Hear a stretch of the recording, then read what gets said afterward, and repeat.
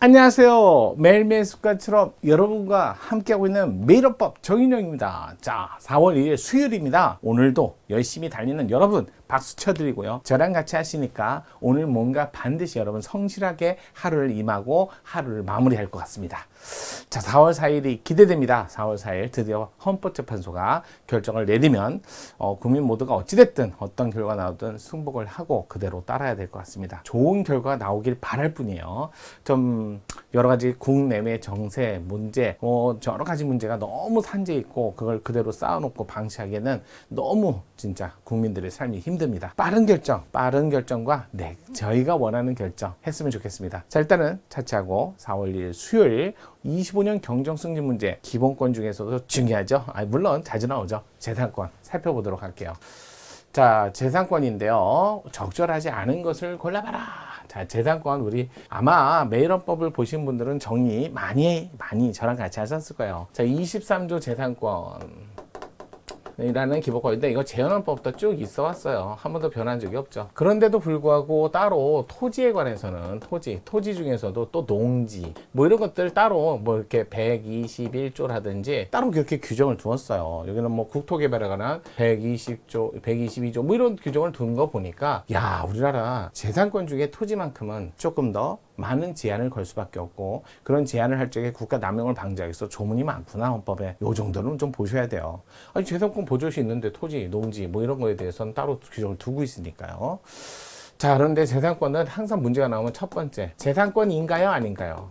기본권의 대상 이걸 묻는 게 제일 많이 나왔고, 그 다음에 요거는 그래도 단순 암기, 판례 이해 뭐 요 정도만 판례 암기, 이해와 암기로서 충분히 대처가 됩니다. 하지만 두 번째, 재산권에 관한 규정, 헌법 규정 이해. 이거는 좀 어려워요.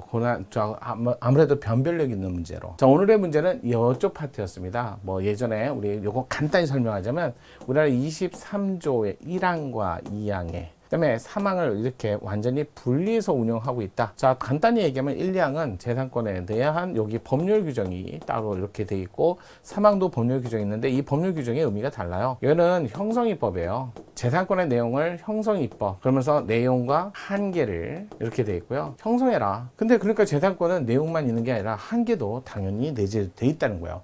그 한계 내에서는 재산권 행사를 할 때 재산권 행사는 이렇게 공공복리의 행사, 공공복리에 부합하게 해라 이렇게 되는 거죠. 반대로 얘기하면 공공복리로 재산권을 제한할 수 있는데 이건 누구나 그래서 이걸 사회적 제한이라고 하죠.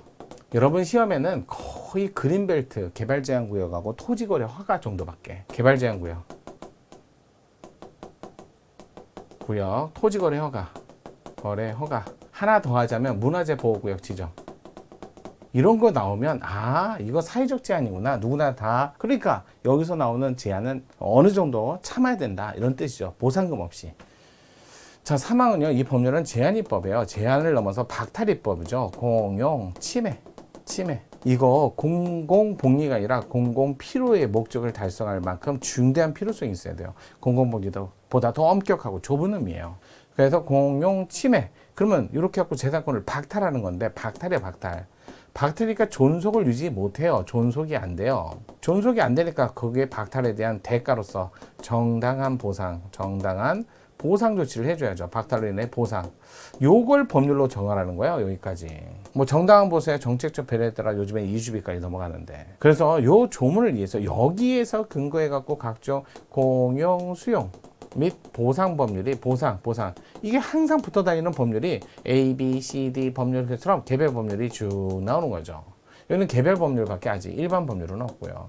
그래서 가장 대표적인 법, 일반 법은 아니고 대표적인 법이 국계법이라서 국토계획 이용에 관한 법, 보상에 관한 법, 공공용지 공익사업을 위한 토지 보상에 관한 법 이렇게 해갖고 지금은 법과법 개별법을 통해서 법률 문제로 해결하고 있어요.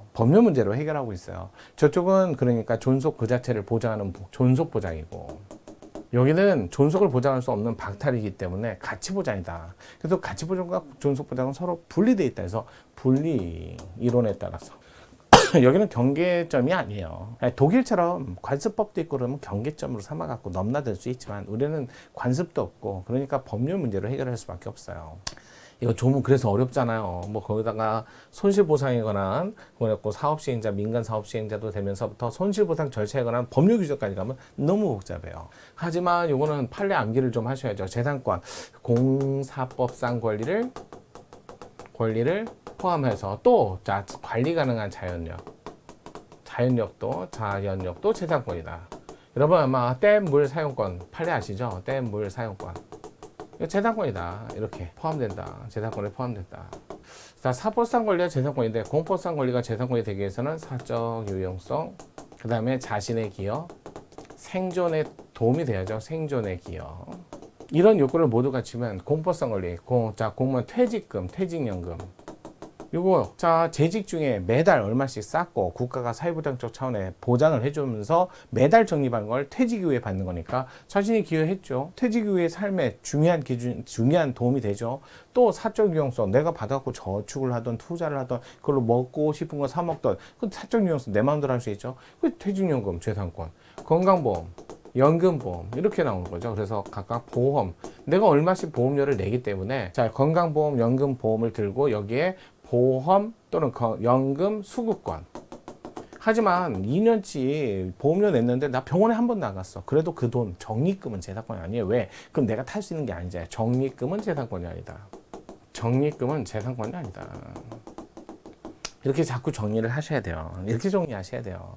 이렇게 안 하시면 결국 문제 풀기 어려워요. 최근 판례요. 24년도 판례, 4년 판례. 요즘에 많이 나오죠. 이렇게. 요번 시험 문제로 나온 게 대부분 다 28년 판례였어요. 그러니까 좀 정리하셔야 돼요. 어쩔 수 없어요. 여러분 환매권도 재산권이고요. 상속권도 재산권입니다. 유언도 재산권이고요. 근데 상속, 뒤늦게 아버지를 찾은 거죠. 그걸 우리는 인지라고 하죠. 인지로 인해서 검사 청구로 아버지가 돌아가시고 어머니 이미 돌아가시고 그러면서 뒤늦게 안 거예요. 인지 청구 검사를 상대로 소송할 수 있거든요. 벌써 15년 전에 돌아가셨지만 인지 청구하고 나서 이겼으면 원래 부모님 돌아가실 때 내가 자식이라는 걸 알았으면 뭐 했어야 돼요? 나도 상속분으로 나눴지만 그럼 지금 그 상속분을 나누는 형제자매들은 내가 있는 줄 모르잖아요. 그래서 그분들한테 가서 내 상속분 내놓으세요 라고 하는 걸 상속회복 청구권이라고 합니다. 근데 이게 민법상 치매 1로부터 그래서 부모님 돌아가신 날부터 10년으로 되어 있는 거예요.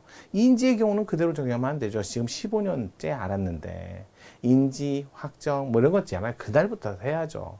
자, 제척기간 자체가 위헌이 아니라 기산일이 잘못된 거예요. 그런 거는 좀 보셔야죠. 여기 올해 판례 한번 살펴볼게요. 와우.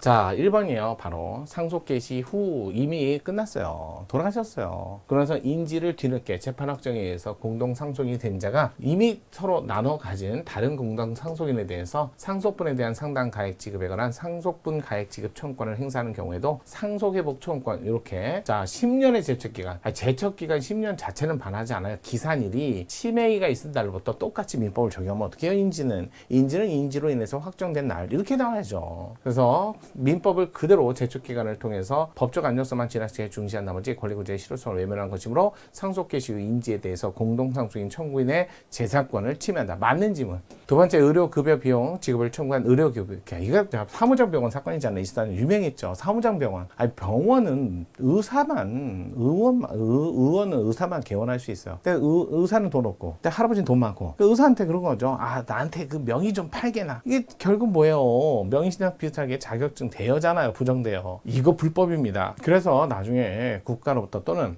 지방자치단체로부터 급여 수급권 이런 기초생활 뭐 아니면 이런 것들을 자 각종 사회보장 제도에 대해서 제도에서 지원금을 받아요. 근데 이걸 결국 받아서는 안 되는 사람이 받은 경우가 돼 버리잖아요. 그래서 사무장병원이 확정되면 지원금 다 토해내라. 불법이다 이렇게 되는 거예요. 또 중과세하고 막 그렇게. 근데 아직 수사기관의 수사 결과로 확인만 됐지 확정은 안 됐어요. 그렇게 되면 수사기관의 수사로 확정이 되면 이제부터 수사 끝나고 재판 끝날 때까지 각종 혜택을 다 정지시켜버려요. 문제는 그럼 뭐 당연한 거 아니에요 그랬더니 아니 나중에 재판 끝나갖고 사무장병원이 아니었다. 진실한 병원이었다. 이러면 근데 그동안 재판하면서 여기까지 끌고 오면서 국가로부터 각종 보조금이나 혜택을 못 받아버리면 지방자치단체 그냥 병원이 망해버려요. 아니 그러면 이렇게 해야죠. 긴급한 사정이 있거나 예외적으로 일단은 지급을 해서 병원을 운영할 수 있게 하는 예외 조항이 있어야 되는데 그게 전혀 없었어요. 시장소 구청장으로 하여금 의료급여 비용의 지급을 보류 예외 없이 이거였어요. 따라서 침해한다고 볼 수 없다가 침해했습니다. 24년 판례에서 중요한 판례였잖아요. 또 3번 판례도 24년 판례 중요한 판례요. 자, 우리 뭐 한돈이다 뭐다 해갖고 뭐 하냐면 보통 이렇게 축산 계열화 사업자 뭐 이렇게 한돈 뭐 이런 거 있잖아요. 그냥 한마디로 정육 이런 것들을 통해서 가공업 하시는 분이고요. 이분들 그러면 자 돼지나 이런 수급을 유지하기 위해서 그래서 축산 농가에 가서 자 여기 새끼 돼지를 맡겨요. 그래놓고 여기다 양육비 한번 새끼 이거 키우는 비용을 지급하는 거죠. 그래갖고 축산농가에서 어느 정도 해갖고 계속 이제 여기다가 출하를 시키는 거죠. 어차피 그러면 공급에 대한 어떤 두려움이나 또는 공급에 대한 불안정을 해소할 수 있잖아요. 거기까지는 좋아요. 근데 이 지역이 구제역이다 뭐 코로나다 뭐 약간 코레라다 뭐다 해가지고 가금류하고 이런 축산은 감기로도 전염병처럼 다 죽어요. 사람이야 독해서 버티는 거고요. 그래서 여기에 했을 때 5kg에 메모를 해요. 그런 발병이 발생하면. 그러고 나서 두당 얼마씩 보상금이 나와요. 그럼 보상금이 나오면 누굴 줘야 돼요? 돼지 보상금은. 축산 계열화 회사 사업자에게 줘야죠. 여기는 어차피 비용 받고 새끼 돼지를 키우는 건데 왜 여기다만 줘? 그게 문제였다는 거예요. 축산 계열화 사업자가 가축 소유자가 하여 살처분 보상금을 오직 계약 사육 농가에게만 지금 이상하잖아요. 축산 계열화 회사가 새끼 돼지의 주인인데 지급하는 방식으로 축산 계열화 사업자 재산권에 과다한 부담을 완화하기에는 적절한 보상 조치를 할 수 없고 입법 형성의 질량의 한계를 벗어나 가축 소유자 축산 계열화 사업자의 재산권을 침해한다. 맞죠? 자, 이거는 여러 번 나왔던 지문입니다. 다른 뭐 군인연금법이라든지 또는 공무원연금법, 교원연금법 다 있어요. 판례가 똑같이. 왜냐면 자기가 임용해가지고 공무원 생활 또는 교원 생활을 다 하시고 나서 퇴직하고 나서 연금을 받다가 기초의회 의원이 당선된 거예요. 근데 연금을 받은 금액이 300이라고 칠게요. 기초의회 의원 연금 월급은 200이라고 칠게요. 100만 원이 모자른데도 갑자기 연금을 모두 지급 정지하면 누가 그러면 기초의회 의원 합니까? 200만 원 빼고 100만 원 줘야죠. 그거요. 전부 지급을 정지하도록 규정한 거. 그건 침해입니다. 침해한다. 바로 나오셔야 돼요. 이 판례가 여러 개 있어요. 그래서 뉘앙스 딱 보시면 찾을 수 있는 문제였습니다. 자, 정답은 2번인데요. 나머지 3개는 24년도 판례로 구성이 되지 않았나. 중요합니다. 이것도 24년도 있었지만 기존에 있었으니까. 자, 오늘 문제 보셨죠? 정리 잘 하셔야죠. 저랑 내일도 정인왕과 함께 하겠습니다.